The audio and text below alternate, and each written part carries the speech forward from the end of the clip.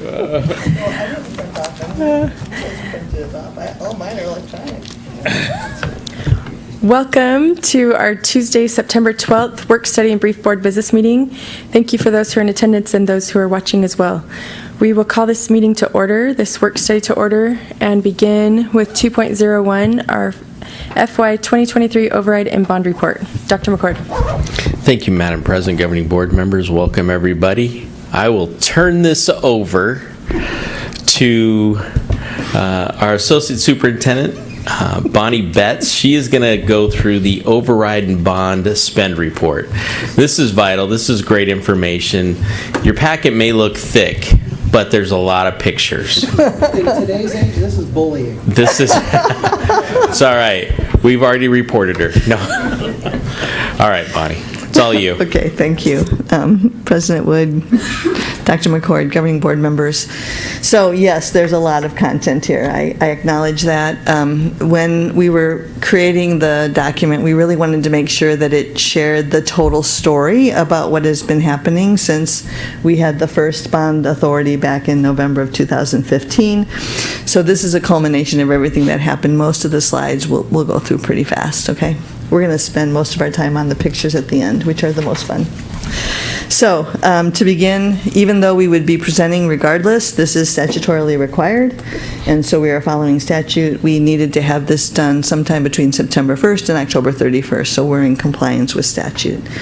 And then today's report, we're going to go through the M&O override commitments, talk about the override spend over time, and then look at the bond project commitments. Also, at this point in time, because we are totally expended in the 2015 authority, we really thought it was a good time to figure out the accumulation, of all the bond projects that have happened since then. So most of the slides and graphs are reflective of the entire body of work that we've done here in Gilbert since 2015. Bonnie, will this be on the website for anybody that maybe has a question about it? It will.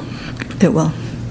And then go through the detailed bond spend, and this is where my friends, Mr. John Castellano, Mr. Albert Dutchover, and Mr. Trace Tolby will help me to go through the details surrounding the spend in each of their respective areas.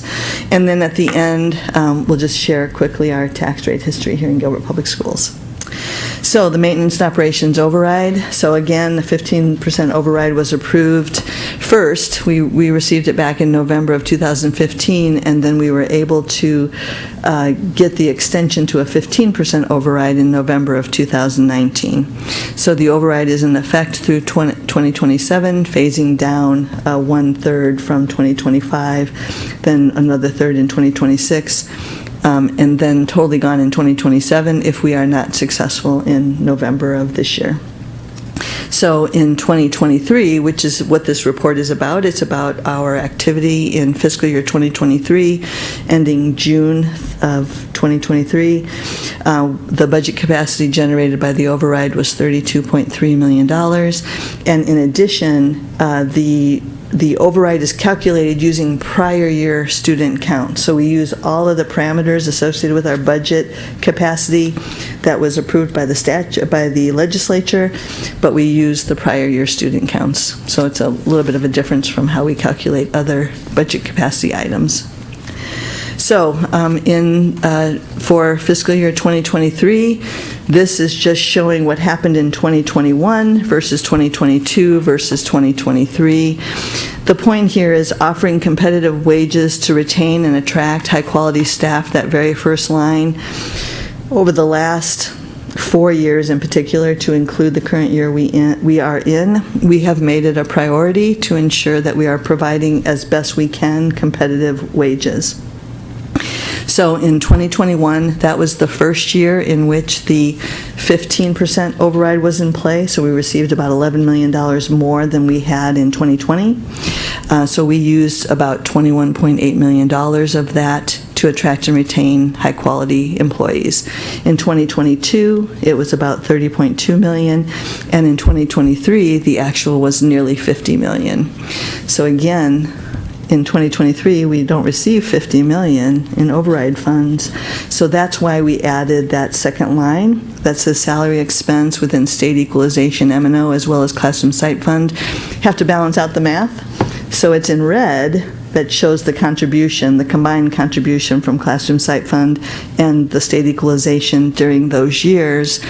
So then we still continued the social workers and the mental health counselor FTEs. We still continued the $2 million associated with class size reduction. And finally, those three items at the end were those items that were committed to by the district back in November of 2015. This is just an indicator that we've maintained that commitment since 2015, reflective of that first 10% override, okay? So the total then that we generated for last year is $34.8 million. The reason it's in red is in order to make the math work, you're going to have to subtract the 9.7 and the $25 million. Okay, so I'm going to go on if that's okay. Okay. So then here's our M&O override history. You can see again as I shared back in fiscal 2016. So remember that the request was authorized by the taxpayer in November of 2015, which was fiscal 16. So we could not levy for that override until the subsequent year, which is why you don't see the increase until fiscal 2017.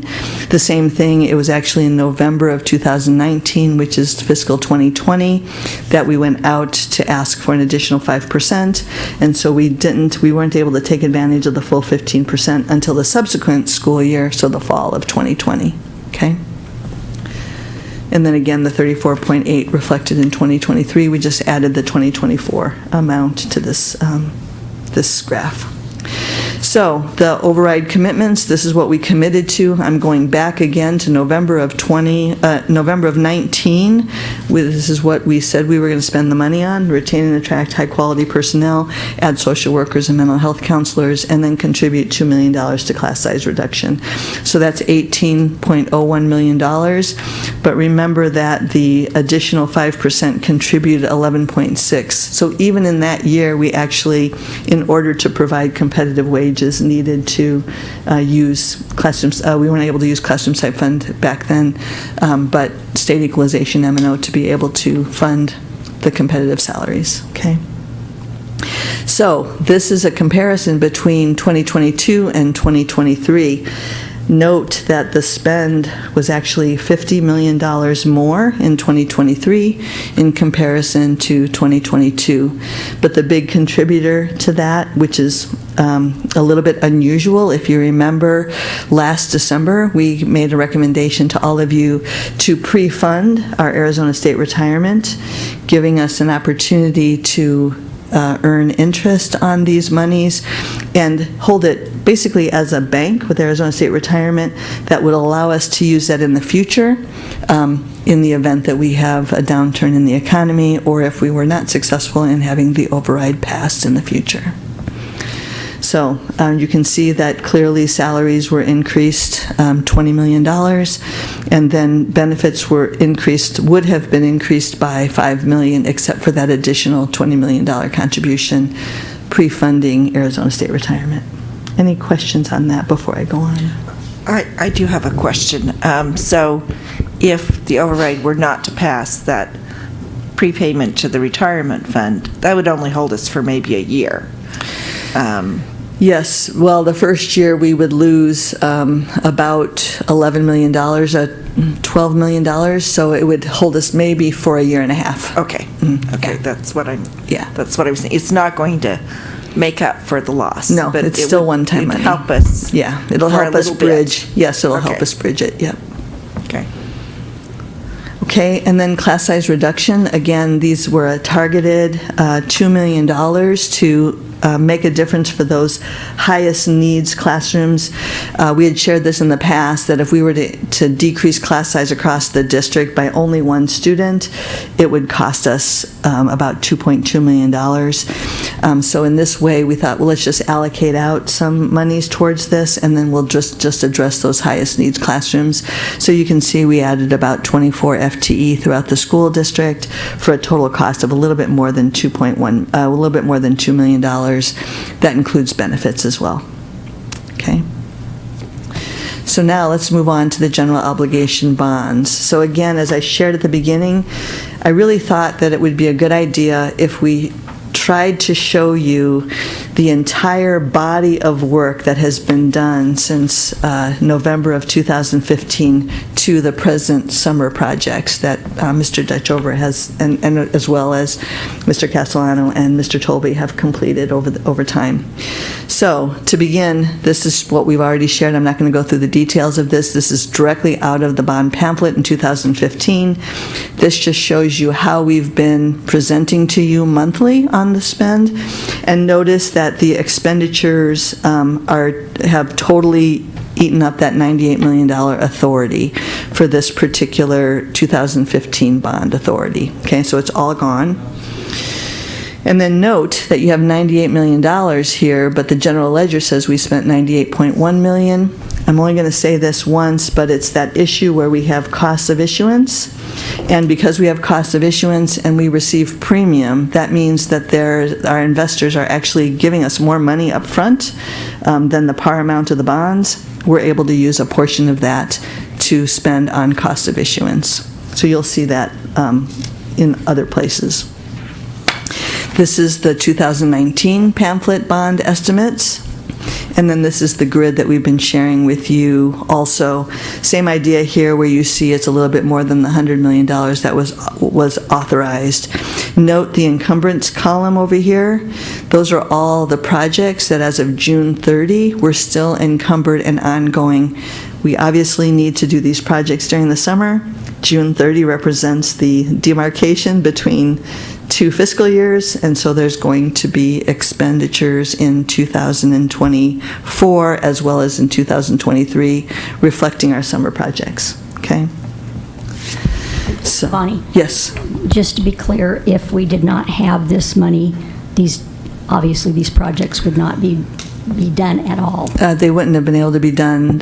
Just a reminder that from 2013, I think, through 2017, the total cumulative loss in unrestricted capital was over $73 million. So it would have been very difficult for us. So it's been really great that we've had the support of our taxpayers over this time. So then this is just the combined amounts, just to share that. So since 2015 to date, we have had $198 million worth of spending authority provided to us to meet those critical facility, technology, and transportation needs. So now we have all this data. How did you spend it, Gilbert Public Schools? And so we wanted to share that in as digestible a way as possible, knowing that we're sitting on about 80 slides here. So the first thing is, this is the total spend in that pie across all the categories. So there's about $170.5 million reflected here. Note that you have a technology spend here, a transportation spend. There's a small cost of issuance, a grounds spend. The grounds includes our outside athletic venues, as well as smart irrigation that we just completed, those types of projects. Mechanical, that's all of our HVAC equipment, lighting, electrical. Projects under $100,000. So back in 2016 and 2017, we had smaller projects that were less than $100,000, so did not require to come to the governing board. So we've captured all of those in a grouping. And then, of course, you know that we had security cameras that were approved as part of the 2019 authorization. And then finally, the structural. So structural is, please correct me if I'm wrong, roofs and flooring and restrooms, modifications. We've made many investments into converting our computer classrooms into regular classrooms. Those are just examples of the structural projects. Can I ask Albert a question, please? Sure. It's my understanding, and just from some of the emails that you sent us and then some of the people that I know, that the air conditioning has been a fairly big issue this year in terms of going down. I think it was at Greenfield Junior that they had an issue, and I know my daughters had to move classrooms twice because of not having air conditioning. Can you kind of walk us through what would happen if you couldn't fix air conditioning with this money? So ultimately, we'd look at a closure at that point, just because, especially a year that we had record heat this year, it kind of put us in a bind. But yeah, it definitely we'd be looking at a closure if we didn't have the funds to remedy the issue quickly, or at least have something for the intermediate. And it's been kind of widespread throughout the district, hasn't it? It has. I mean, we've been going, I think we hit 53 days over 110. We've just been running these things like crazy, and fortunately some of these are just outliers in a sense, because some of this money has gone to those sites as well that have newer HVAC equipment, but we've just run into some bumps in the road. So. And we're also running into sometimes getting parts. Yeah, the parts, ETA for lead times, and just for the example, not to get too far into it, with the Greenfield Junior, we did have parts on order for the repair, and that went back all the way. I looked at the PO, and we submitted the PO in April, and basically just the lead times on parts were extended, so we weren't able to get them. So the repair was actually in process, but unable to move forward with it until we got everything in. So. And so just to remind us, what was the solution that we came up with at Greenfield Junior High? Because I do remember we had to send kids home, but not for very long, just for a day or so. So fortunately, with our good relationships with some of our partners, we were able to turn around a temporary cooling tower. That was the piece of equipment that had went down.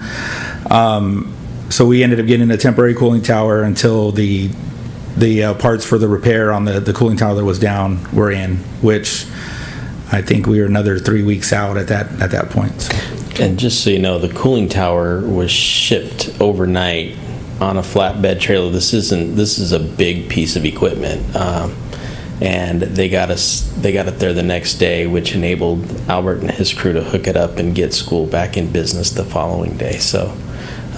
If we didn't have those relationships and the ability to acquire that type of equipment, it could have been pretty disastrous in terms of school time. So, okay, good to know. Thank you. Well, just to add to that, during that episode, I learned from Albert as well that back in the early 1990s and 2000s, many of our facilities have this central plant, and there was a full redundancy. That means 2 cooling towers, 2 chiller units, etc., for these types of events. The situation in Greenfield occurred where the one that was still under repair and not working, and so the one that was available went down. So that's really what caused the issue. But fortunately, the planning back when we were building schools was very good to put in those redundancies, knowing that we live in the state of Arizona. Ms. Betts, one more question, quick. Can you give me an example of projects under $100,000? The 17 million toward that, just an example or two? So I think that Albert could probably provide that for you. Some of these were small, just for example, some small mechanical replacements in the central plant. So pumps, secondary pumps, things that get the chill water to and from the building. So those would come in at maybe, just depending on the size of the site, maybe we're looking to $50,000 to $60,000 range at the time. I think we did another one. We did some updates to our building automation controls, and we were around that $90,000 range as well. So just those cumulatively, came to that 16.9. And we're also reconciling that 16.9 as well, because it's important with this effort of master capital planning that we know what those projects actually were. So we're in the process of reconciling that too. Yeah, because then we could separate it into the mechanical. And absolutely, then it would go where it belongs. Yep, So, okay. absolutely. Thank Yep. you. And this allows you to be proactive as opposed to reactive, correct? Yes. Most of the time? Yes, yeah. That's true. That's true. Sometimes the problems move faster than we can.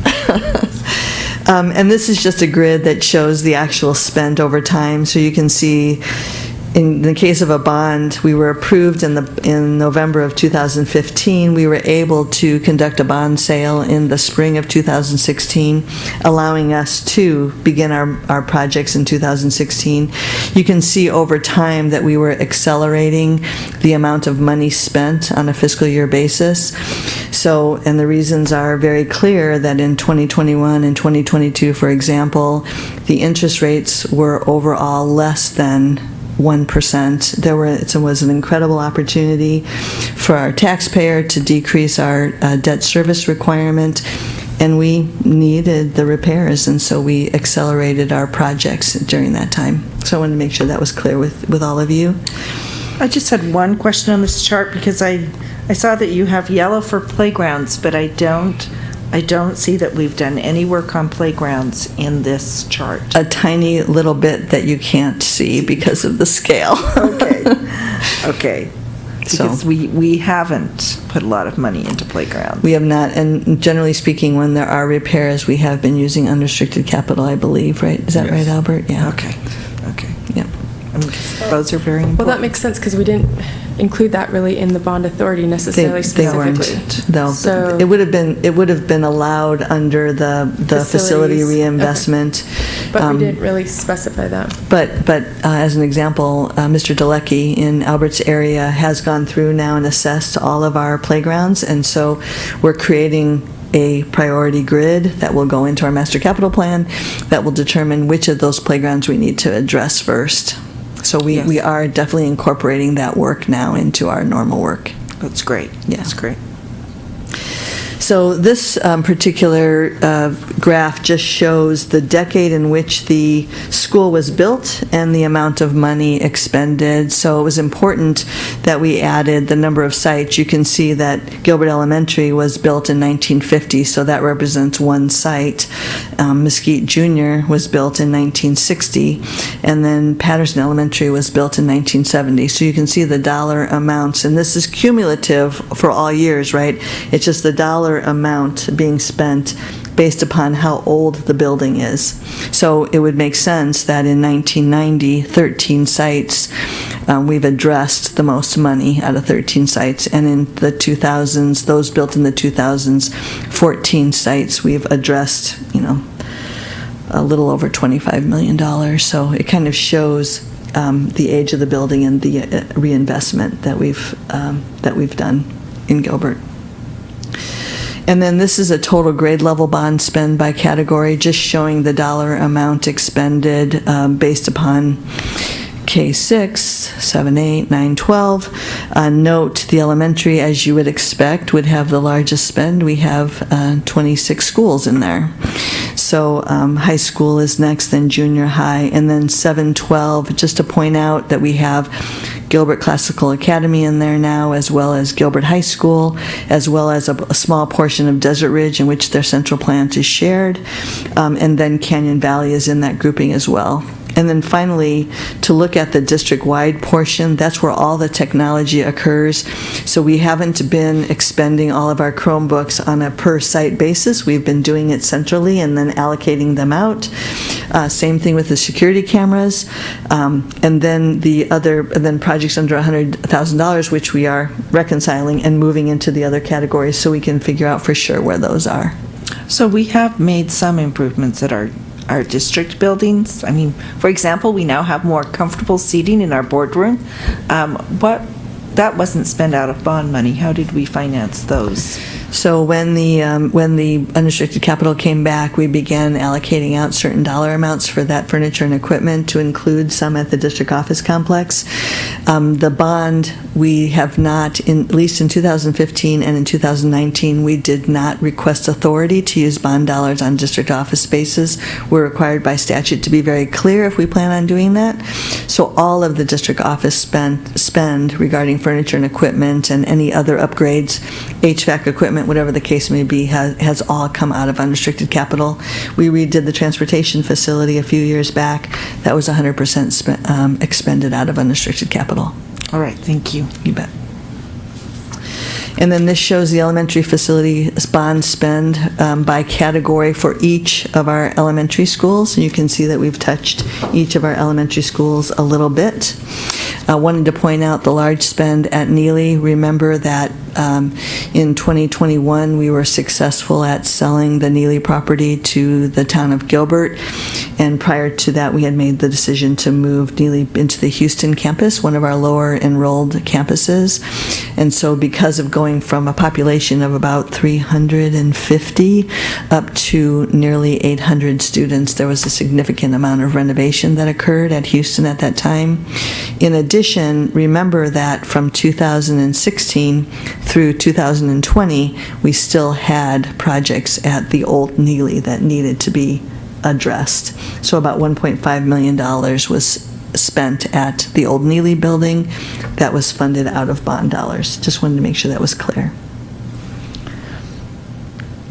And then this is your junior high facility bond spend by category. And then finally, the high school facility bond spend by category. Note, you would expect Mesquite High to be a large spend. Albert mentioned to me today that Highland High, you would expect Highland High to be greater because it's an older building. Well, in 2007 or 2006, was that the prior bond, Dr. McCord? Do you remember in 2006 it was approved? So in what was the time frame in which there was a fair amount of bond dollars spent on Highland High? 2007, we replaced the entire central plant, so new chillers, new towers. So it's not that we haven't expended any money at some of these other high schools, it's just that we chose to take the chunk from 2015 through the present, okay? And why is there no, oh, you're going to the next one. And then, yeah. Oh, I'm like, where's Gilbert? Yeah, so Gilbert is on, sorry, went the wrong way. So Gilbert, because of the new middle school program, we've now considered a 712. So you have Canyon Valley, Gilbert Classical, and Gilbert High. Notice the Desert Ridge Mechanical. So that's the example in which Desert Ridge was placed on a site with a central plant between the junior high and the high schools to provide some additional economies of scale and savings. And so that's why that's reflected here. So that represents all of the spend that's cumulative to date from the 2015 and 2019 authority. So any questions before I move on? You guys are good. Thank you.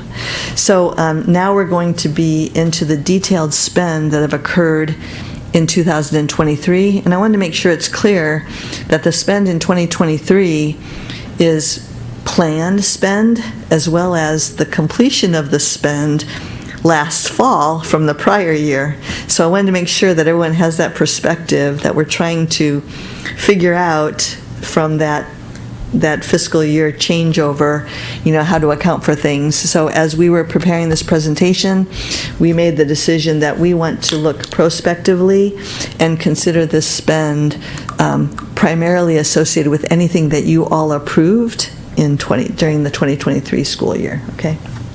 So not all of this spend has been accomplished to date, I think is my point. So first, this is the 631 spend summary. So this is that 2015 authority. So note that every single dollar of that $5.5 million has been spent in 2023. And then going to the Fund 630, which is the 2019 authority, note that we had planned to spend with the actual, so that actual dollar amount, that $37 million, does include the portion that was paid off in last fall, right, from the prior year's projects, along with the additional $23 million of planned spend, okay? So leaving what we are projecting right now unencumbered, unallocated of about $6.9 million, okay? So this is the bond fund summary, that shows all of it together. So about $66.3 million has been spent or planned to be spent during the 2023 school year. So here is the total, $66.3 million that has been allocated out and encumbered or accounted for. So note student transportation, 3%, security, 4%, technology, 32%, and facility reinvestment, 61%. So now I'm going to hand this over to my friend, Mr. Castellano, to go through the details of the technology services spend.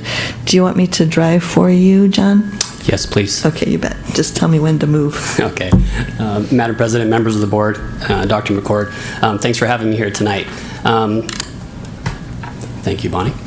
Yeah, some of the stuff here you're going to see, you see this every time we talk to you about the network infrastructure cabling, but we will talk a little bit about the network refresh that we just began, and then we'll review a little bit the audiovisual refresh that we've completed, and then a little bit about elementary refresh that we've also completed. The encumbrances, we won't talk a lot about that, but that is just from projects mainly at the multi-purpose rooms at the elementary and the junior highs, which we're just waiting on parts. So that stuff has definitely started rolling in, and that's getting scheduled. But I think that will drag on a little bit through hopefully not the remainder of this year, but very well could. But parts are finally catching up for the AV pieces there. Okay, Bonnie. Mr. Castellano, so quickly, we are now talking specifically about the 2023 spend. We are. Specifically, yes. Yeah. Okay. Thank you. And yours includes both 2015 and 2019 authority, as we can see from 630 and 631 funds. Yeah, that was the cabling, and I'll show you those schools in just a second. Yeah, absolutely. Yeah. Okay, Bonnie, thank you. Yeah, this was the majority of this was the last portion of the 2015 bond spend. So all of our schools now, the cabling has been completely refreshed in those sites. So we're sitting good there. There's still a few pockets here and there that we're working on, but for the most part, all cabling in all school district sites and departments has been replaced. So, but yeah, that was the last part of that bond spend from the 2015 bond. The big thing now that it seems like we've been planning the network refresh for 2 years now, because again, we were waiting on parts, switches, and our wireless access points. All that equipment is now in. It's kind of ironic, those highly technical pieces are all in, and now we're waiting on cables to connect some of those switches together. But it's not stopping us. We're actually able to start at the elementary sites because we do not need cables in those IDFs. And so we actually started last weekend at Pioneer Elementary. So we were able to go in on a Saturday and replace every single access point in the school and also the switches that those connect to. And they were off and running Monday morning. So we're excited to get going on that. We will do Val Vista Lakes and Patterson Elementary actually this coming weekend. So we will just keep continuing on the smaller sites until we get those stacking cables in, is what they're called, and then we'll be able to hit the bigger sites, which will take a little bit longer than probably the weekend to do those. When we're done with this, we will replace over 2,700 wireless access points in the district and almost 600 switches. So it's a very large project. Scott Hasse and his team are very efficient at this. This is the second time in his career here that he's done this, and so they're quick. They're really quick. So we're excited about that. But it did give us time to configure everything properly and test before that all arrived. So it worked out. So any questions do you have along the way, please stop me. So I do have one question. When Sure. we're replacing the cabling and the access points, is that because of the upgrade in technology or the age of the cabling? The age of the cabling. Okay. Yeah. Any other questions on that? Thank you, Bonnie. So what do you expect the life to be of what we're doing right now then? For the cabling, I mean, easily The net- 7 to 10 years on the cabling. Okay, that's what I was The network in which we want to get 7 years out of that. Okay. It just depends how rapidly that changes. Wireless changes constantly, but it is backwards compatible with most of our devices now, so that won't be a problem at this point. So as long as we stay up with the refresh on our devices, then it should kind of work hand in hand. The AV refresh, so we've completed the AV refresh at all of our sites and used all of the bond money for that. At this point, our vendor's just going back through. We're taking care of some issues, and we'll be going back through all the schools, making sure all that is taken care of. So we'll be working with them continually on that. But it was a big project. Ronnie, you can go ahead and. These are just some pictures, obviously. I recommend, I know you all are in schools, but that's the best way to see how these things are being used. They're not just using them to project anymore like we did with the projectors. The interactivity and the students using these, it's every day someone comes up with something new to do with them, and it's good because it challenges us as well. And so we learn from the teachers and the students, but it's been a big success to this point. Obviously, it was a long project, but we were able to do it without interrupting class time, so we're really proud of that. And again, it's a 5 to 7 year, hopefully, endeavor there before we have to refresh again. But any questions on that? All right, thank you. Our elementary laptop refresh, and it doesn't just include the elementary teachers, it also includes the desktops at the office staff at the elementary sites, and then also as part of that, we started on the department refresh as well. So there's a lot wrapped up into that. We were able to get to that done at the end of the last school year, and then of course tonight's the secondary refresh is on the agenda as well for later, and we will start that just as soon as we can get that equipment ordered and in, and then we'll start planning that as well. So by the end of long before the end of the school year, hopefully, we will have all secondary, elementary teacher laptops refreshed, office staff, and as well as departments. So again, that's on a 5-year refresh cycle. And then keep in mind that the secondary refresh will be coming out of That's what I unrestricted was gonna say, capital. I didn't see that on the bond. Okay. Right. Yeah, And initially and the going two. forward, Right. we've moved it to capital. Now We're that we allocating have it out. unrestricted capital That's again. Correct. We've moved all technology, especially because it's such a quick 5 to 7 years, which we try on the bond to have typically something that is something that lasts longer, right, is typical of a bond spend. Right, I don't That's know if you want to correct. talk to the device. Okay, Yeah, okay. yeah, we've planned out 7 to 10 years in advance, right? So we can, as well as we can, Yeah. know that budgetary cost for that. So, any other questions on the technologies? I'm going to do my best to go through some of the security bond spend in 2023 for Mr. Alan Kane. He obviously can do much better than I, but as you can see, he's done an amazing job at keeping this project going. This is also an enormous project, and it does involve technology as well, so it's been great to work hand in hand with his team. But at this time, yeah, all district offices, high school, junior highs are complete.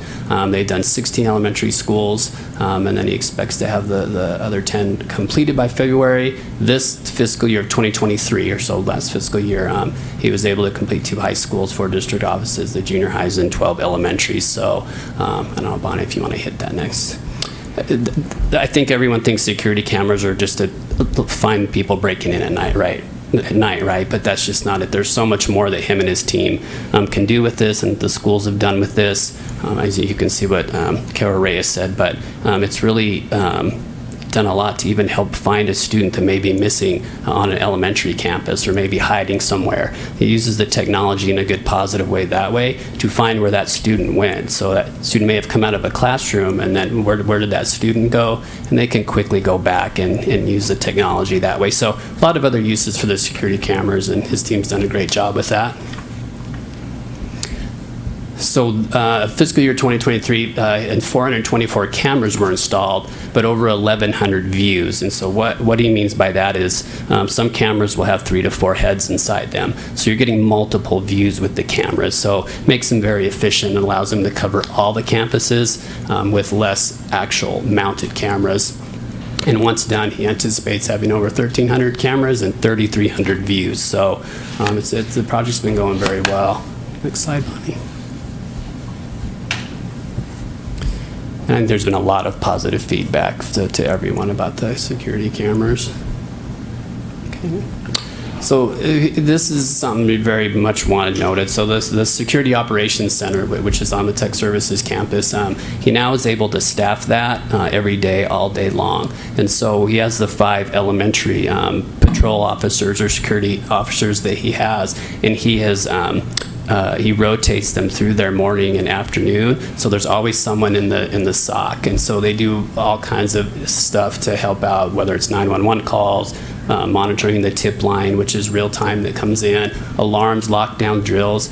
They can help from that central location, because of course in there they can pull up every single security camera in this school district, along with the front door cameras for entryways as well. So it's really amazing to go in there and kind of see what they're doing, because they don't just sit there. They're very busy communicating with the sites and helping the security guards on the campus as well. So it's been a great project to watch. I believe that's it. So I have a quick question. We've actually, Chad and I toured that together. Very impressive, that brain center there. Will you just clarify where the security cameras are located on our campuses and where they're not located, just to make a clarification? Like, we don't have security cameras in classrooms, in bathrooms, but everywhere else, correct? No. Okay. Correct. Okay. I just wanted to get and they're not, and clarification. we're not, again, it's the perimeter of the school and in, right? It's not, far out in a parking lot. That is not where the cameras are at this time. Do we have them inside like hallways at like the high school? So Every they're hallway, everywhere but every classrooms, bathrooms. entryways, hallways, perimeter. We will be looking at possibly installing some out in parking lots, but this was our main priority first, was the actual physical campus. So, Okay, Thank you. you bet. Okay, now I'm going to hand this over to Mr. Trace Tolby to talk about the 2023 bond spend details for transportation. So I will drive for you. Oh, yeah, you need my, here you go. Just gonna click the thing, yeah. Good evening, everybody. Thanks for having me here.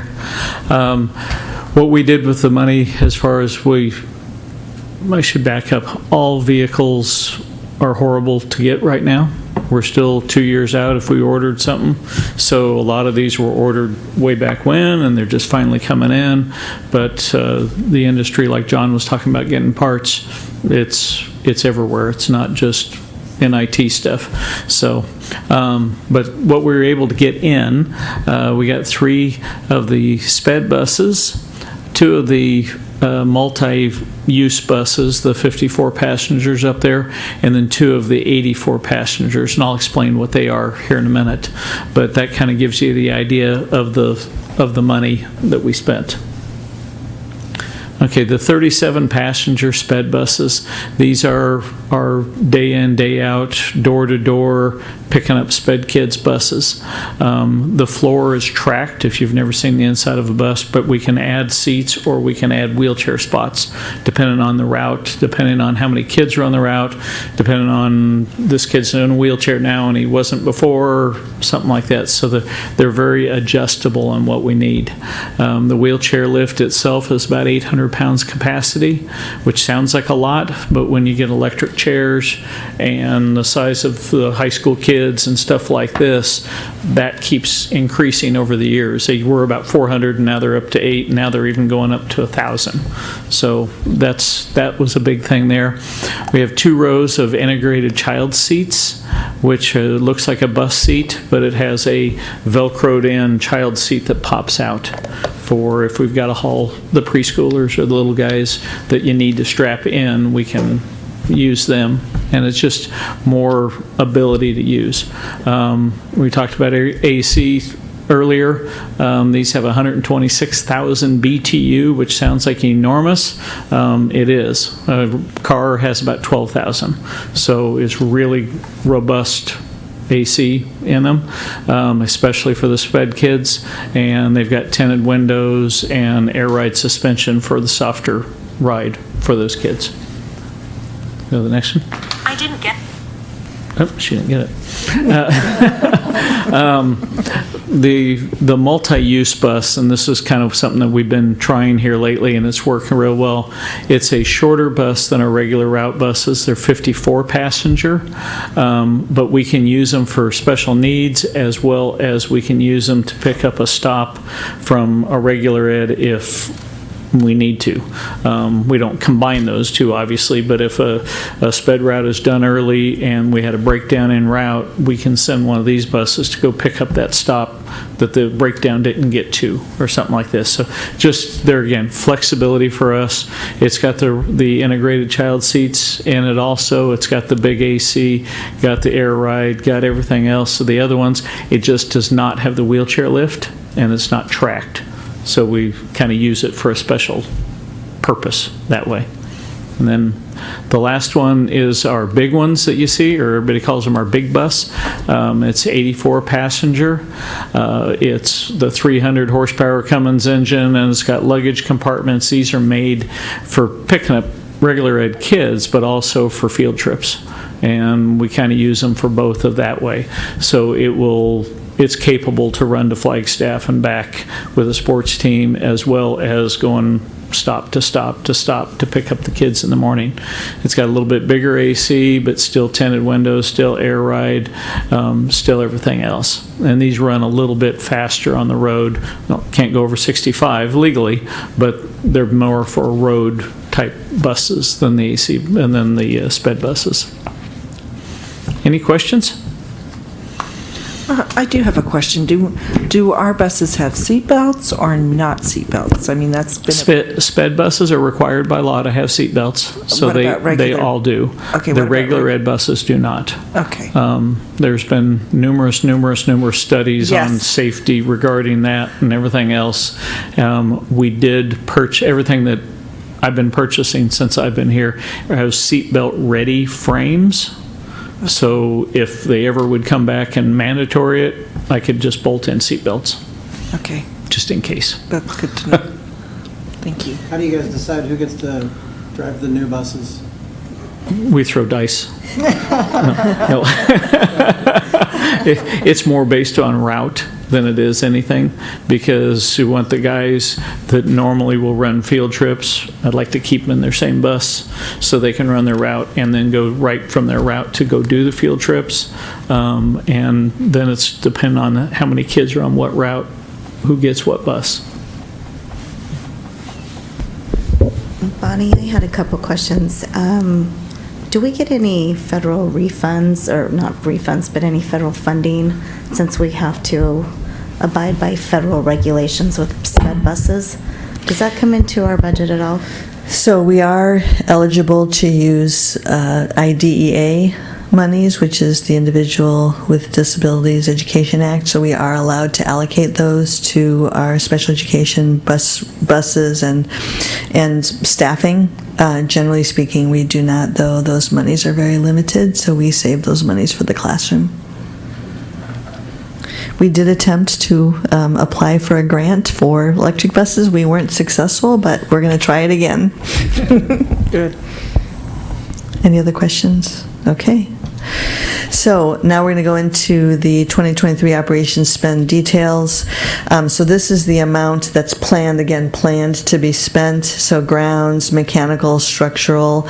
Again, structural are those roofs, flooring, bathrooms. Mechanical is your HVAC, electrical, lighting. And then grounds, of course, is the athletic venues as well as some of our playgrounds, those types of smart irrigation. We had the smart irrigation project, that sort of thing. So with that, I'm going to hand over the rest to Mr. Detchover. And I'll go ahead and drive for you if you want me to, too. But you can drive for yourself if you want. No, you can drive. Just don't Okay. crash. Okay, I won't. Thank you. Okay, here's, again, part of the large lighting project we had done throughout multiple campuses. This is Highland High's auxiliary field. Obviously, on top, that's the before picture. No lighting. Below, obviously with lighting, this is something used for preparation for band performances and orchestra performances, a need and a lack that they had, so we addressed it by putting lights on the field. Again, here was another one. This drive was extended probably about that same time, 2007, 2008, Gilbert High, their North Drive, for queuing, not only for parent and pickup, but if you go further east as the toy box pickup and drop off. Again, as you can see from the above picture, a lack of lighting, safety hazard when you get into the later evenings, longer mornings. So below is obviously with the light improvement. Mr. Ryan accused Albert of turning off the lights for the top picture. That did not happen. So I actually told Bonnie, I got him on that one, because on this one you could look at, there's no light poles on top, but I actually did that for the previous slide. You missed it. Again, this is Highland High School. The first picture indicates a lot of what you see around the district. It's just kind of a fix, a quick fix. That's an asphalt curbing used as a ramp or ADA access point, which obviously deteriorates over time, isn't the ideal solution.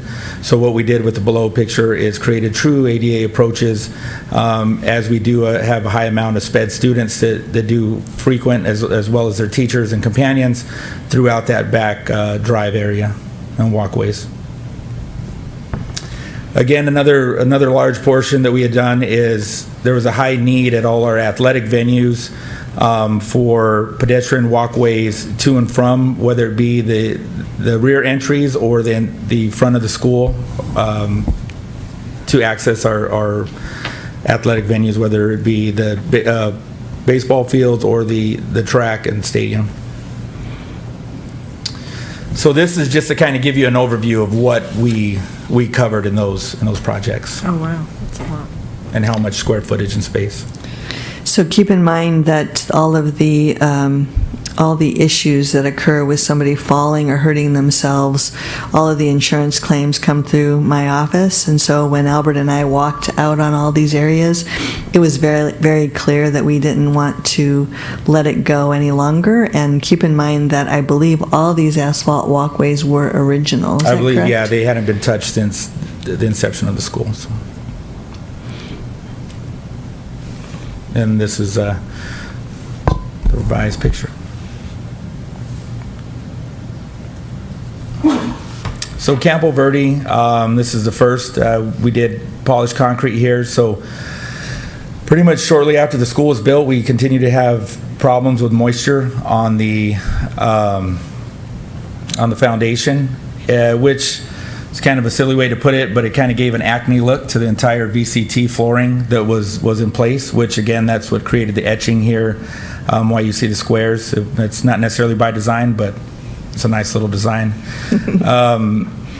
So the solution was to allow a breathable surface, so we opted to do the polished concrete. This polished concrete wasn't necessarily ideal for the classrooms, again, for acoustical values and other points. So what we did is we found a product that allows the slab to vent and dissipate the moisture. I know that sounds as if that carpet would be wet, but it allows it to breathe enough to where that moisture evaporates and it's not present underneath.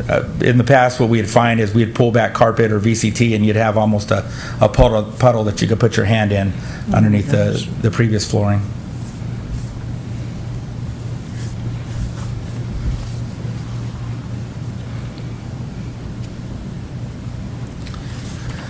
Interior, exterior paint. Playa del Rey was one of the schools that we had done a large grouping of projects on last year, and kind of the final piece to that was the interior piece. Last year we did exterior, restrooms, as well as flooring. This year we finished them off by doing the interior painting, a refresh. In my visit the first week of school, Amber shared this with me. The new families came in, they were so excited. They said, "Oh my gosh, how did you get a new school?" So it was fun. Campo Verde, again, was in dire need of exterior paint, which does equate to weatherization as well, moisture penetration, not only just the aesthetics, but again, just as it's done to similar facilities, it's allowed us to incorporate the school color more towards the school color and give it a fresh look and a more modern look. This was a comment we got from Tyler Dumas. His Student Advisory Council was pretty excited about the paint, surprisingly enough.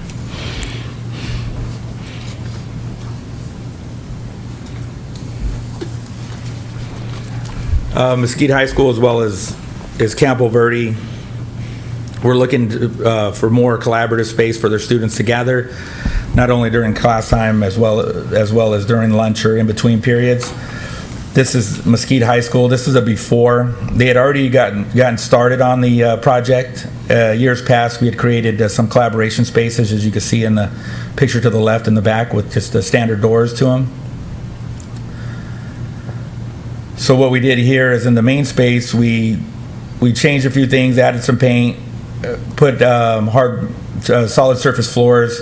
This allows the students to come in, bring their lunch, collaborate on projects and other presentations, and we updated their collaboration space. It gave it more of an open look, which not only allowed the students to function within, but allowed staff to keep an eye on the students that are in the classes. And note that this was the former library as well for Mesquite High, and so that area that's carpeted to the left does incorporate still some of the stacks, and the area to the right with the LBT is where they have all of the collaboration desks and tables and stuff like that. The kids actually come in at lunch. They bring their lunches with them. We also made a modification in nutrition services where we have a movable cart, and they're actually moving one staff member over into this commons during the lunch hour, and the kids are adopting it and buying and choosing the prepackaged lunches that are offered there. So it's been a pretty good innovation for Mesquite High. Campo Verde's done something similar, but more in what's currently their resource center. Obviously, this project is just kicking off, so I only have the concept drawing. But as you can see here, as Bonnie points, we're putting a covered awning as well as a roll-up door, more of a cafe style, with an ingress-egress door to the left and right. So during the cooler months, we could roll that door up, and students could come and go back and forth, as well as there will be a patio space again, so they could collaborate underneath the awnings during the nicer portion of the year. So this is the rear of the administration building? Yes. Okay. Yes.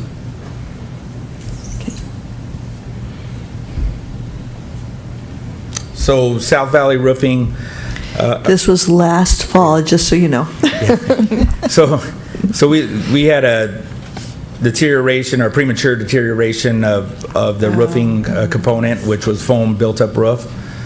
As you can see here, as well as the classroom pictures, anytime we had a large rain, that would intrude into the rooms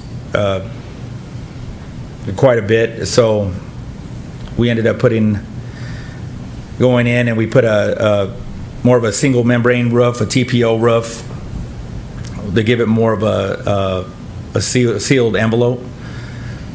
We've been doing pretty good with all the rains. I will be honest, there's been a few leaks, but it's been more so on the mechanical side, where things have blown off and have penetrated that way. So,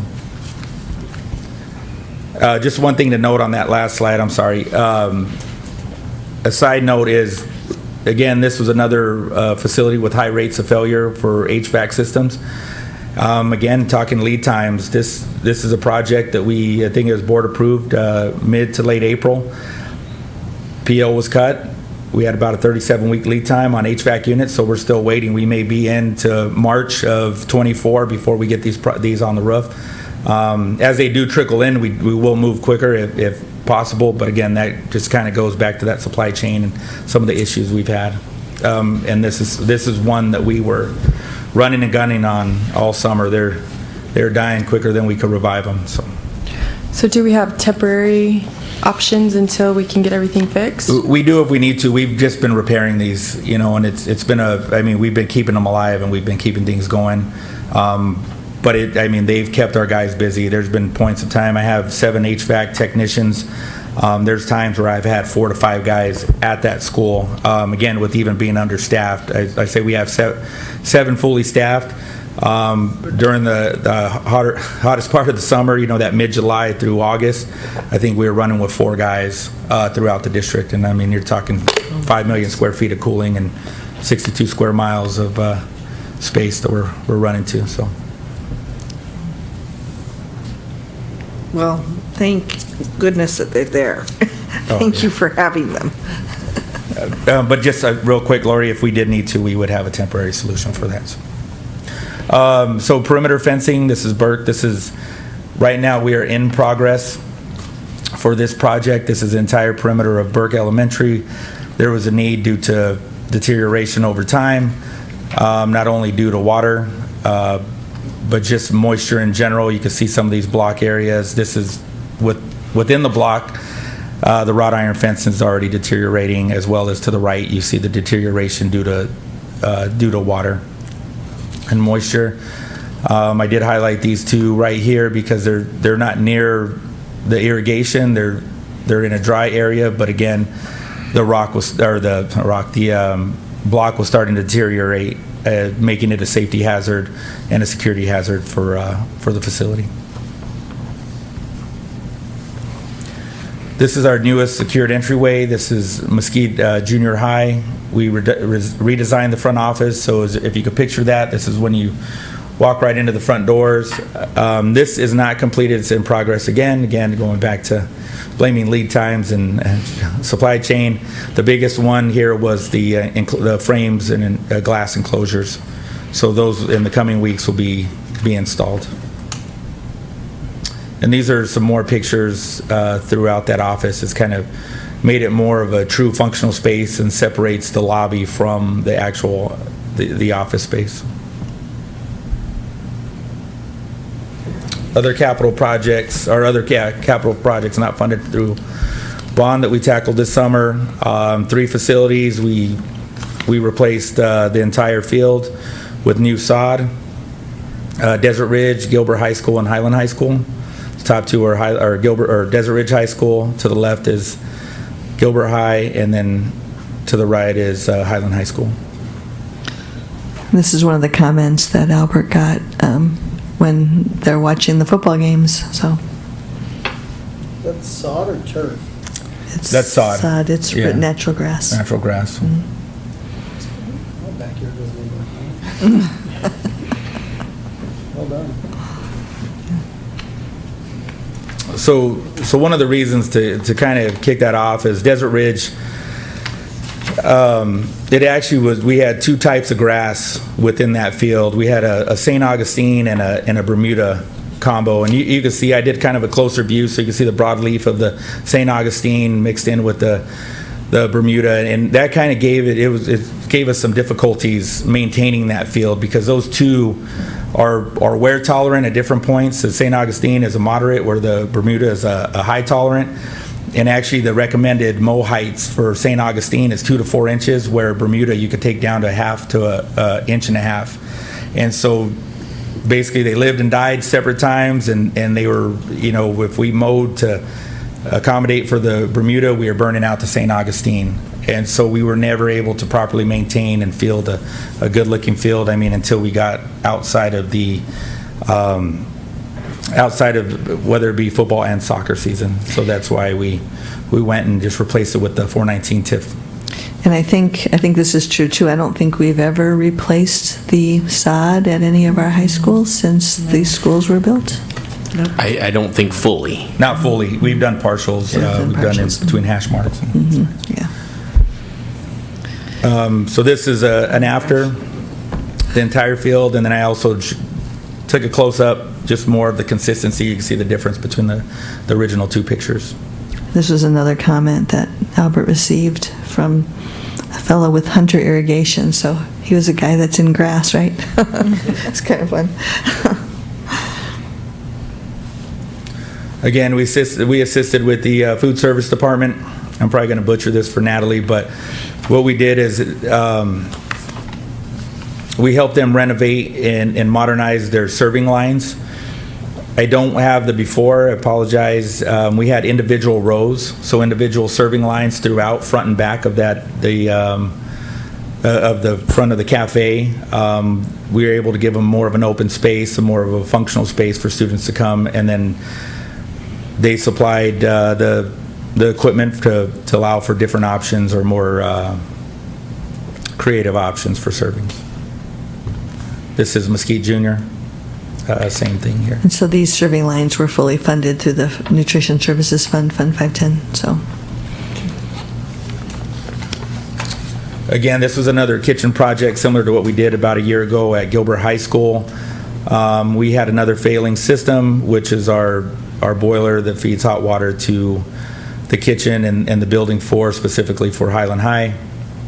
Again, that being a health and safety hazard, we looked into replacements.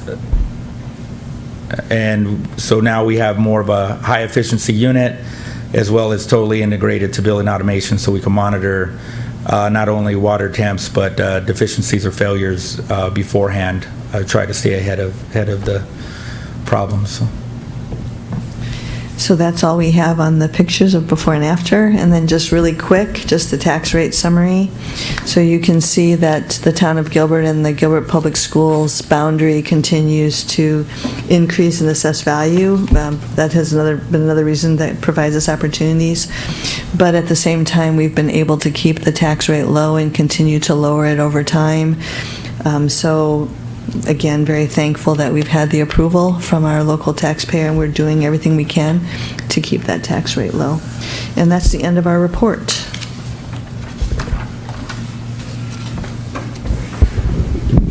Thank you very much. Board members, are there any further questions? I just appreciate all the work. Just so you know, Mr. Thompson, this used to be like a quarter of a page to explain the whole thing, and I requested that we give more information and pictures to our community. Excuse me. Well, with that, thank each of you, not even just for the report, but for all the work that's gone into this and all that you do for our students each day. We appreciate it. We appreciate you guys. Thank you. Guys, thank you. Did you want to take a little break or no? You want to take? It's up to you. 5 minute. No, we're good. We'll take a 5-minute break. We'll be back at 7:12.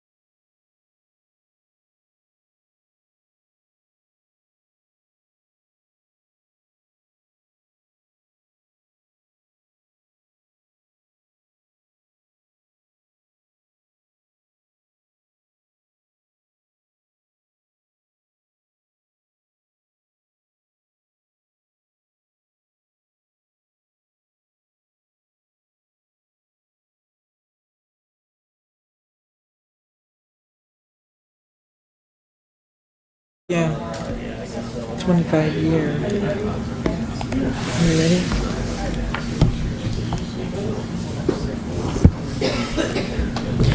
Are we ready to start? Okay.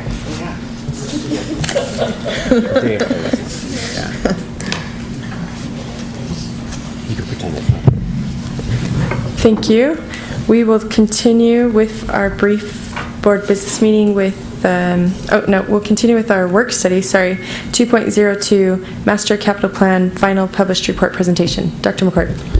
Thank you, Madam President, governing board members. As many of you know, the Master Capital Plan Committee has been working for, I think, a year, a little over a year, and they've come to this juncture that they want to present to you a final report. So Great. We'll turn it over.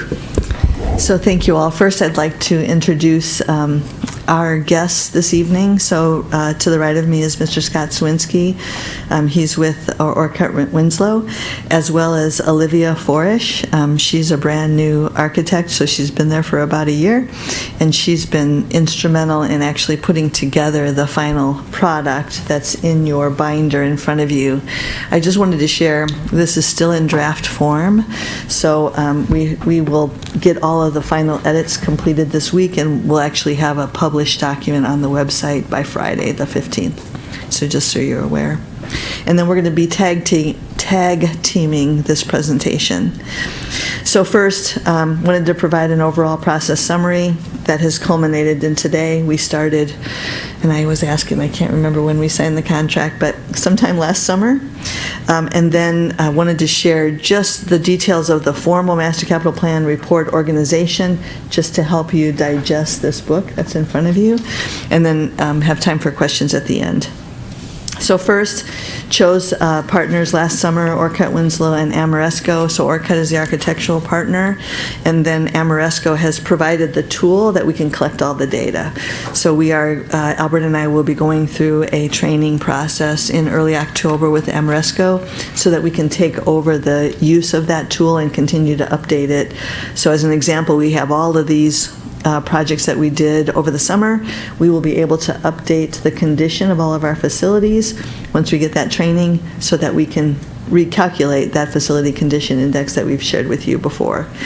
Again, as part of the process, we did a full facility assessment. So we have had a master capital planning grid that Albert has been using since 2015 that basically lists all of our facilities and lists the date in which they were built, and then the variety of components that are part of the facility, the roof, the flooring, the interior paint, the exterior paint, all those components. And he's been operating and making priority recommendations based upon the life cycle time frame, not necessarily about the assessment of the condition of the facility. So this facility condition assessment was able, the partner firm Amoresco and their engineers went through every single one of our facilities to include all of our district office buildings and actually looked at each of the individual components and gave a score based upon what they were seeing. So it was a combination of what they saw, took a bunch of pictures, and then also considered the age and the life cycle of the various components. Again, that process would allow us to be more clear about what our priorities should be with the next available resource. At that point in time, then now we have to figure out, okay, we got this assessment, well, how are we going to prioritize those projects? So we created 7 priority questions about, does it impact safety, is it ADA related, those types of questions, and that's part of the master capital plan. And then finally, Orcutt Winslow and their staff members went out to every single building and determined what we call a learning environment assessment. So this is about what's the quality of the lighting in the classrooms, is there natural light, what's the quality of the furniture even, but Scott is going to go into more details about that. And then we began the process of determining educational specifications. So what should our CTE culinary be? What kind of equipment should we have in there? What kind of should we have a demo space, and should it have audio-visual available, and what kind of sound systems do we need? Those kinds of things. So we've begun that process as well. And then that's led to where we are today, where we're compiling the results of all of that and putting it into a formal document. So, the final report organization, if you want to page along with me, the book in front of you. So the first part is the introductory section. So I just wanted to let you know how to read the book. And then if you go to the first tab, it just gives you some information about where is Gilbert Public Schools today. And this is mostly about how are we doing with our enrollment, how are we doing with our academic achievement, what are all the awards that we've been awarded over the last year. Those types of information is in there. And then the next section is the adequacy. So this is that facility condition assessment that I talked to you about. In the next tab, it's the suitability. So this is the learning environment tab, gives you information on how that was done. And then the next tab is recommendations and next steps. And yes, I recognize that recommendations is misspelled, so I want you to know that we do know that. That's why this is a draft document. So we still have to do that quality control check.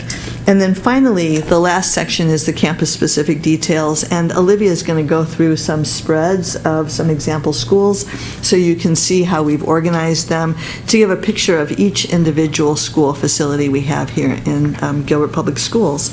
And with that, I would like to hand this over to Mr. Swinski. Thank you. So I'm going to follow the slides rather than the book, but the slide up right now, the two graphics on there kind of represent the spheres of influence of what we took into consideration when going through the capital master planning process. So on the left side, the spheres of influence really focus on where we would gather the information from.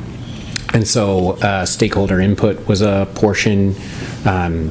The program's best practices was an influence, and then the environment assessment as well as the facility conditions assessment. So all of those kind of layer on top because you really can't just look at one. And then in addition on the right side, we discuss kind of how you move from maybe having educational goals all the way to educational outcomes and what those influences along the way typically are. And so the capital master plan takes into consideration all of those items as a document. Me still? Go ahead, Okay, yeah. all right. And so one thing as far as the conditions assessment to take home, I think, is just the breadth of what you're overseeing within the conditions assessment. I mean, 4.8 million square feet. I think it's easy to sit back and look at the amount of money that you would have to spend to upkeep it, but then within the view of what you're actually maintaining, it's pretty reasonable to have that outlook and then be able to address those needs as they come. This one's mine, huh? Yep. So the enrollment trends, so obviously if you're going to look at how you're going to be using your facilities and what kind of upgrades you need to make, you have to consider your enrollment trends. Just wanted to share this figure with you. This was provided by Mr. Brammer at our retreat last week. And I just thought that this was a really good example of how Gilbert Public Schools is perceived. We are attracting over 20% of our population from out of school districts. So we really are a destination school district within the East Valley, and we're pretty excited about that. And there you go. So one of the most important values that you'll see in the master capital plan is this FCI, which is Facility Condition Index. And so that's basically the cost of everything that's wrong with a building or wrong with an item over the current replacement value. And so basically what you're looking at is the percentage of a facility that needs help. So you want it to be as low as possible. Once it reaches over 30%, industry standard says that that's critical level. So we want all of our ranges to be lower than that. And so I just wanted to show this graphic here. So Amoresco is the company that we worked with to gather all of this data, and so they've surveyed a huge amount of schools. I think it says 13,000 schools, and the average FCI of all of those facilities was at 44%, and so Gilbert is currently at 10%, which is relatively good in comparison to all of those schools, and so that was something important to show from the master plan.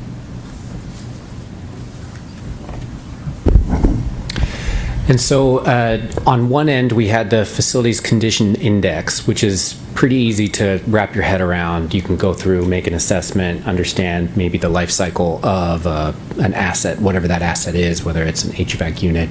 But there are things beyond the black and white, maybe that qualitative metric that we wanted to go through and assess. And so outside of the FCIs, we wanted to assess the learning environments. And so this is the suitability of the space, and an analogy that I always use is that a gas station might be in perfect working order, but it would function very poorly for a school.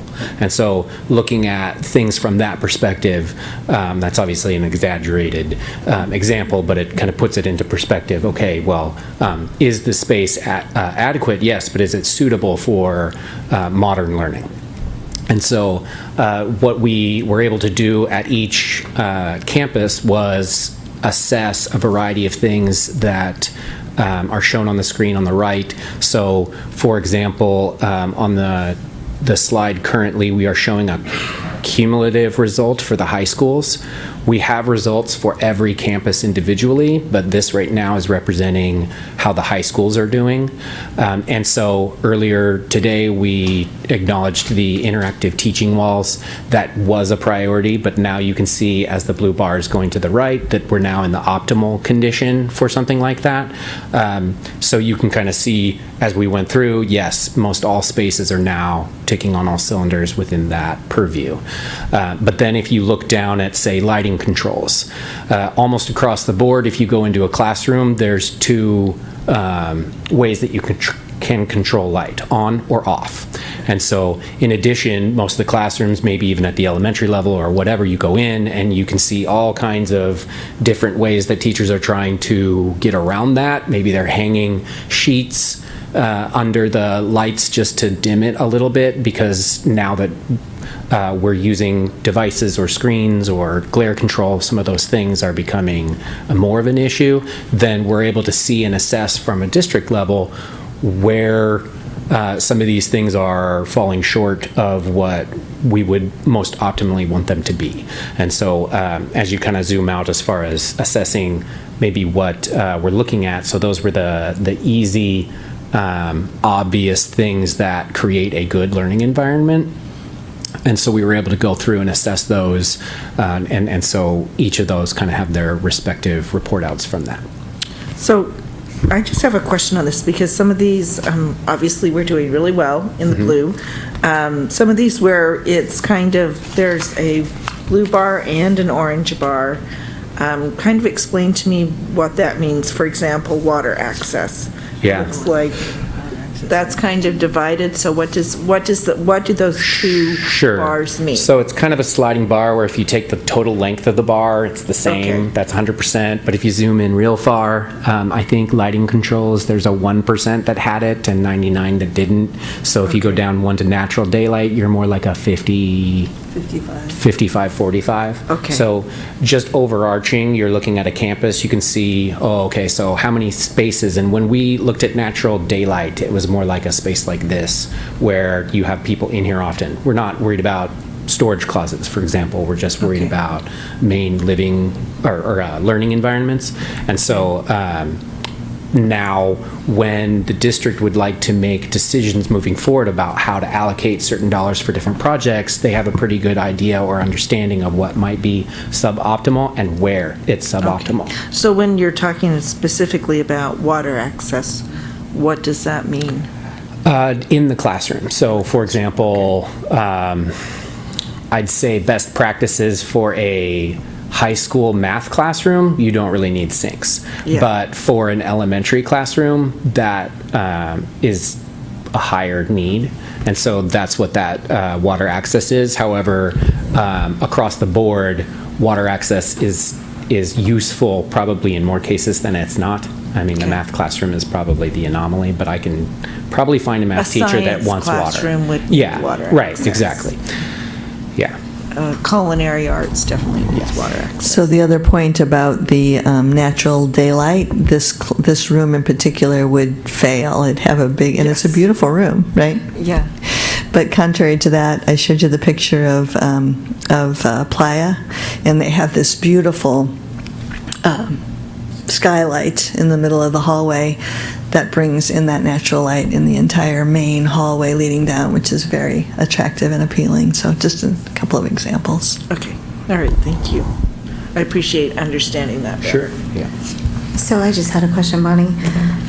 Let's just go back to lighting controls, just so I understand this. So you're saying, like in this room, for instance, you would say you would recommend getting dimmable fluorescent lights. Is that what you're trying to say on this, is that that would be a solution? Sure. And so, I mean, I don't want to unpack this too much, but when we went and did a survey at, I don't know, thousands of rooms, we needed to come up with a yes-no type of response that wouldn't get skewed by people's opinions. So it was, is there a lighting control mechanism present or not? And so it wasn't really like a spectrum that we were... So this is just black and white? Well, that particular issue for sure. Issue, okay. Like the harder ones might be like flexible furniture. That can get unpacked differently too. Like, well, is this flexible or is it not flexible that I'm sitting in now? But yeah, so that's kind of how that was assessed. And if you're interested in the metrics by which we assessed all of these items, in the book, it goes through and there's definitions for each one of them that kind of describes. Great. Like for flexible furniture, we used a 40-second rule. So if the room could be rearranged by all of the students in under 40 seconds, we considered that to be flexible. So we were using that kind of judgment. You can read about it. And what section would that be in then? Do you know which one? It's in the It's in academic Master Capital suitability. Plan. Yes. Not adequacy, the Yes. suitability The section. suitability. Okay, all right, thank you. I think too, it's good to know that, again, this is informational. We can use it how we want to now. Now that, since they were going to, since they had access to every classroom, every space, everything, it just gives us that much information. So then we can say, okay, what does that mean for us, and how do we use that information? It doesn't necessarily mean like you're failing or you're... That's correct. It's Right? more of an input. So Yeah. as a great example is that every time Albert goes in and touches a classroom, so let's use the computer labs that have been converted to a regular education classroom, he's not just doing the flooring and making the modifications to the space, but he's also changing the lighting from fluorescent to LED. So this information gives us that additional stuff that we can decide whether we're going to do it or not. And it goes back to that first slide where I spoke about the areas of influence. And so if someone wants to make a decision between, hey, let's invest our dollars in A or B, you can layer on those multiple things so that you can make a well-rounded decision rather than just having one set data point. So I'm happy to give this back to Olivia because she and their intern at Orcut, Shireen, what's her last name, Olivia, I wanted to give her some credit. I don't actually know her. Oh, Pramud or something like that, right? Yes. Yeah. Yes. Gosh, sorry, man, I put you on the spot there. I'm so sorry. You're going to have to figure that out by Oh, my tomorrow sorry. morning. I'm just sorry. So anyway, so the two of them spent a lot of time putting these pages together that really, I thought they turned out very well, representing each of our individual schools. So we're going to hand over the rest of the report to Olivia. Sure, and I'm just going to run you guys through one example of each school type, so it'll just be 3. And they're kind of shaped awkwardly in these slides, but they're clearly made for the spreads in your booklets. But this is the beginning slide that we have for each one of the schools. Oak Tree is the example, it's one of the elementaries. And so each one has a description provided by the principal of each institution. And then we've got some quick stats just to show you where the school is at, what size it is, just to get a good understanding of how many students there are. Unique program offerings that we identified. We have several lists of those. And then we also wanted to show the enrollment demographics, so what the school has done over the past 10 years, if their population has gone up or down.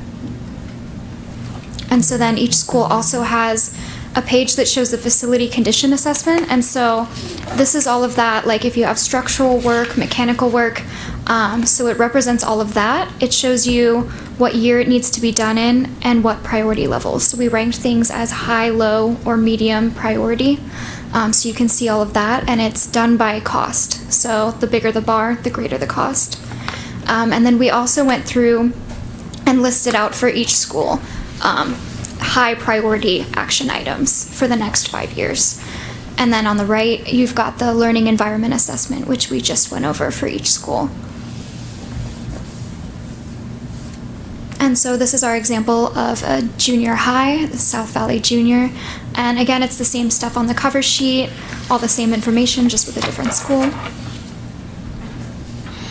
So on each of these schools, on the first square there, you have current FCI, which is the facilities Condition index. condition index. So Correct. most of these And we're that's doing what you pretty want to good. be, low. Yeah, yeah, 11.39%. That's a a very great good score number. Yes, for a yes. facility that of this age. Yeah, anything under 15% is Okay. really good. And so for the junior highs and the high schools, we're also including some of the programmatic offerings. So we went into the career and technical offerings, performing arts, and athletics, just to show what you guys have to offer at Gilbert. And so again, this is that 5-year outlook to show 5-year action items, the associated costs, and the learning environment assessment. I just have to ask, does South Valley Junior High, they don't have a 7th grade choir, it just says choir 8? So that was the question when I looked at it earlier. It says choir 7th right here. Oh, okay, sorry.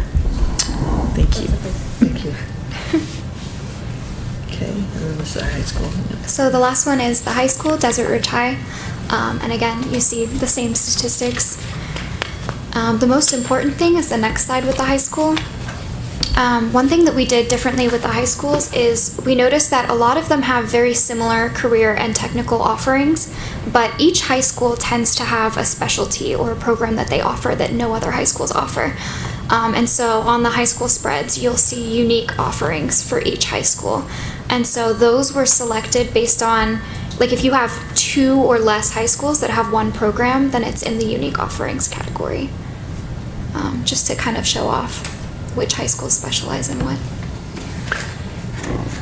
I'll just also acknowledge the reason that that sort of information was included was that if you had a side-by-side comparison, you might have 2 prototypical schools that are exactly the same, but they might have something happening in them that alters your perspective as far as whether you would invest in that or not. And so that's why we wanted to position that information so that it can be part of the decision making. Oh, and I do love these graphics for each of the different departments and things that we have. I think that's very helpful. Well, and to Scott's point, the best example I can think of right off the bat regarding the CTE unique offering would be at Gilbert High. They have the meets lab at Gilbert High. We're not necessarily going to create a meets lab at every single high school. However, that is a very specific facility need regarding the amount of power, refrigeration, stainless steel within the classroom, all those kinds of things. So that information helps us as we're going to go into a building how to determine what the overall needs are to include those programmatic needs. We also we identified areas of emphasis at the end of the master capital plan, which are areas that the district should, kind of focus their attention. And a lot of those included CTE, performance, and so we really wanted to be able to see those areas of each school and understand where they needed help. And which schools had a variety of programs that might need things. So it was important to include. And I think that was it. That's it. So if you have any questions, we're all prepared to answer them. There was Board only, members? just a note, there was only 21 slides in there. You could have included a few more of these. It was dessert. But we got a notebook to make up for that. Yes, this looks great, and I really love looking over this. I love looking at all that we offer and the opportunities that our students have and the way that we're working hard to make sure our facilities are efficient, are suitable, are maintained, but also fiscally responsible in all that we do. And so I'm excited to keep looking at this, and then I'm glad that we have all of these this information to continue to inform our decisions and make the best decisions that we can going forward. So was there anything else that anybody wanted to No, I ask? just think it's a really in-depth look. I know that there had been talk for quite a while about a master's facility plans, and I really am glad to see that we've gone through the work to put it together and inform our decisions, and I think it really gives us a lot of opportunities to really be specific in how we spend our money and to support those programs and things. And then just a reminder that we're not one and done.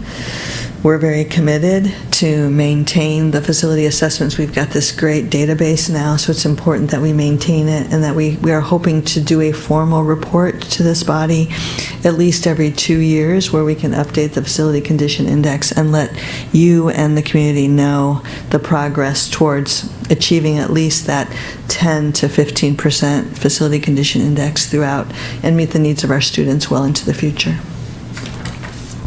I think, too, there's other opportunities as well to kind of have standards as far as what direction do we want to go as far as CTE. Like you've said, it kind of has brought up some really good opportunities to really discuss and focus in on how are we going to meet the next generation of this, and what does that look like, and how are we going to best fund it, provide for it, and what does that even look like, which maybe we haven't had the foresight or the time or the information to really do in the past. So I think it kind of actually brings up a lot more that we need to do. A lot more opportunities to really look at and discuss things too. So, Well, I just had this thought, it gives us a good look at every school to make sure that that every school is getting what it needs. That there's not, for example, flexible furniture. Maybe we have one school that's newer, that has more of that, and is there another campus that maybe needs to be brought up to a little modernization in what they have. So I think that's a really good point, to be very equitable in how we spend our money and make sure that we're addressing the needs of every student.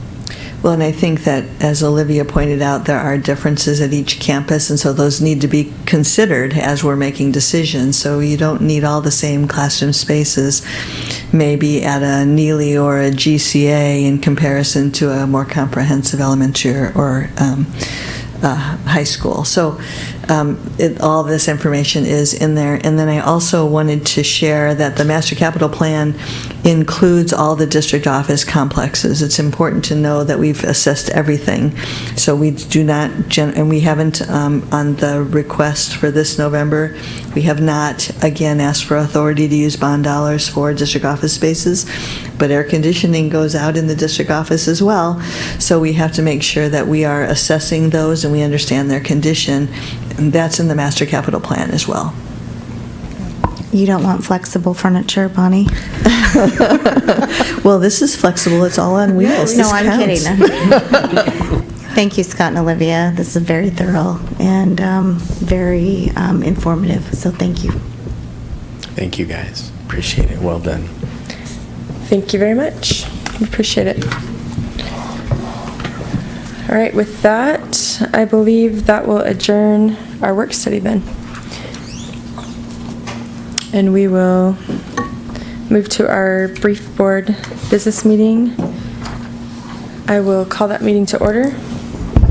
And I will ask Ms. Wilson for the roll call, please. Mr. Chad Thompson, Here. Miss Laurie Wood, Here. Miss Sheila Ugeti, Here. Miss Jill Humphreys, Here. Miss Rhonda Page. Here.